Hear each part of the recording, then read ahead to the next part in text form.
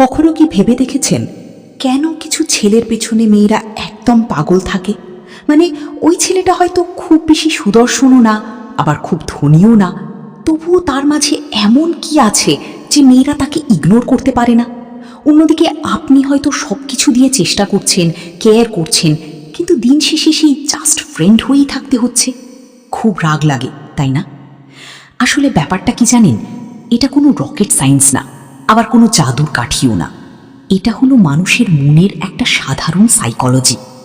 আজকে আমি আপনাদের সাথে এমন দুটো গোপন বা সিক্রেট বিষয় শেয়ার করব, যা যদি আপনি নিজের ভেতরে আনতে পারেন, তবে বিশ্বাস করুন যে কোনো নারী আপনার প্রতি দুর্বল হতে বাধ্য হবে। সে চাইলেও নিজেকে আটকাতে পারবে না। এবং মজার ব্যাপার হলো, এই কাজগুলো করতে আপনার পকেটের টাকা খরচ করতে হবে না, শুধু নিজের ব্যক্তিত্বে একটু পরিবর্তন আনতে হবে। চলুন তাহলে মূল কথায় যাওয়া যাক। দেখুন, আমরা পুরুষরা অনেক সময় ভুল করি। আমরা ভাবি মেয়েদের ইমপ্রেস করতে হলে হয়তো দামি গিফট দিতে হবে, নয়তো সবসময় তার পিছু পিছু ঘুরতে হবে। কিন্তু সাইকোলজি বলছে সম্পূর্ণ উল্টো কথা। আপনি যদি সারাদিন ইউটিউবে কিভাবে মেয়েদের ইমপ্রেস করা যায় জাতীয় ভিডিও খুঁজতে থাকেন, তবে দেখবেন হাজারটা টিপস আছে, কিন্তু আসল খেলাটা মাত্র দুটো জায়গায়। প্রথম যে বিষয়টি নিয়ে কথা বলবো সেটা হলো অপ্রত্যাশিত মনোযোগ এবং শোনার ক্ষমতা। শুনতে খুব সাধারণ মনে হচ্ছে, তাই না? কিন্তু এর গভীরতাটা একটু বুঝুন। আমরা ছেলেরা সাধারণত কি করি? যখন কোনো মেয়ে আমাদের সাথে তার সমস্যার কথা বলে বা কিছু শেয়ার করে, আমরা সাথে সাথে সেটা সমাধান করতে বা সলিউশন দিতে ব্যস্ত হয়ে পড়ি। আমরা ভাবি হিরো সাজতে পারলেই বুঝি কাজ হয়ে গেল। কিন্তু না ভাই, এখানেই আমরা ধরা খাই।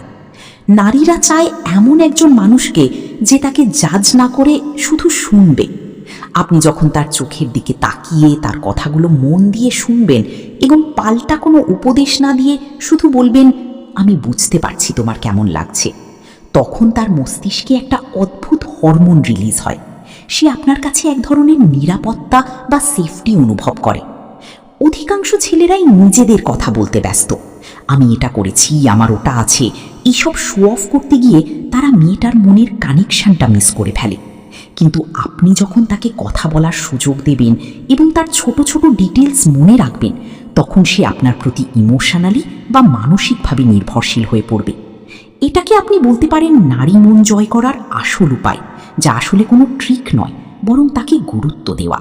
সে তখন ভাববে, এই ছেলেটা অন্যদের মতো না, এ আমাকে বোঝে। আর একবার যদি কোনো মেয়ে ভাবে যে আপনি তাকে বোঝেন, তাহলে গেম ওভার, সে আপনার। এখন আসি দ্বিতীয় এবং সবচেয়ে শক্তিশালী পয়েন্টটিতে। এটা এতটাই পাওয়ারফুল যে এটা ঠিকঠাক করতে পারলে সে আপনার জন্য অপেক্ষা করতে বাধ্য হবে। দ্বিতীয় বিষয়টি হলো নিজের জীবনের লক্ষ্য বা প্যাশনকে তার চেয়ে বেশি গুরুত্ব দেওয়া।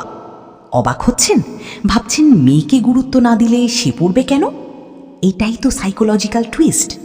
দেখুন, যে ছেলে সারা দিন মেয়েটির মেসেজের অপেক্ষায় বসে থাকে, যার জীবনে মেয়েটি ছাড়া আর কোনো কাজ নেই, সেই ছেলেকে মেয়েরা খুব দ্রুত বোরিং বা সস্তা মনে করতে শুরু করে।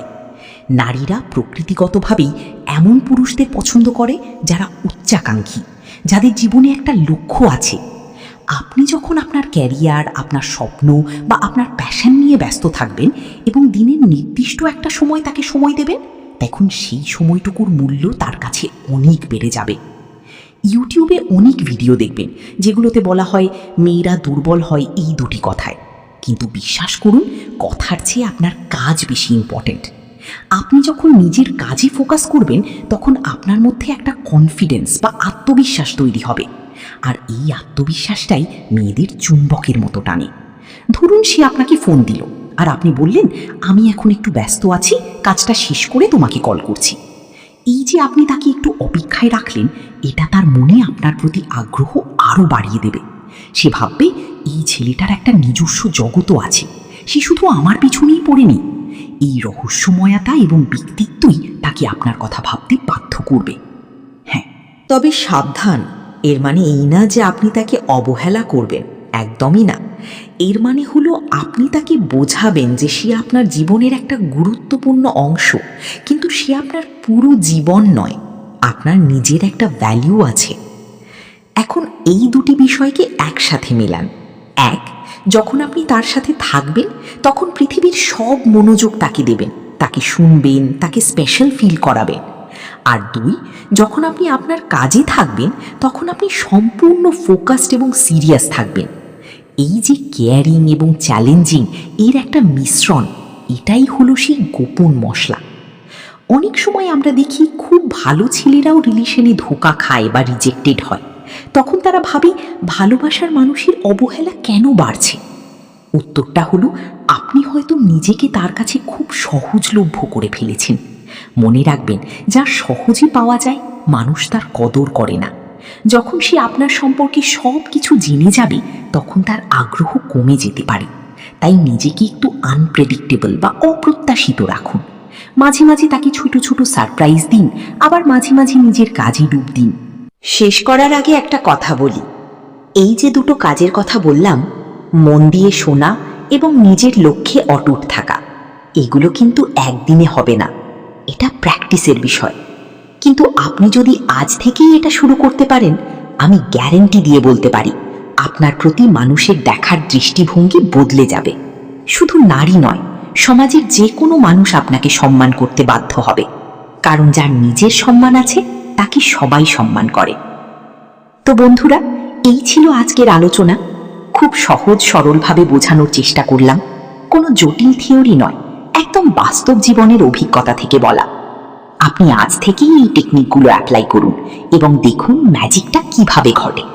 ভিডিওটা যদি আপনার একটু কাজে লাগে বা আপনার মনের কোনো ভুল ধারণা ভেঙে থাকে, তাহলে একটা লাইক অবশ্যই দেবেন। আপনার একটা লাইক আমাকে পরবর্তী ভিডিও বানাতে অনেক উৎসাহ দেয়। আর আপনি যদি চান এই ধরনের সাইকোলজিক্যাল এবং লাইফস্টাইল বিষয়ক ভিডিও আরও দেখতে, তাহলে সাবস্ক্রাইব করে আমাদের পরিবারের সদস্য হয়ে যান। দেখা হবে পরের ভিডিওতে। ততক্ষণ পর্যন্ত নিজের খেয়াল রাখুন, স্মার্ট হন।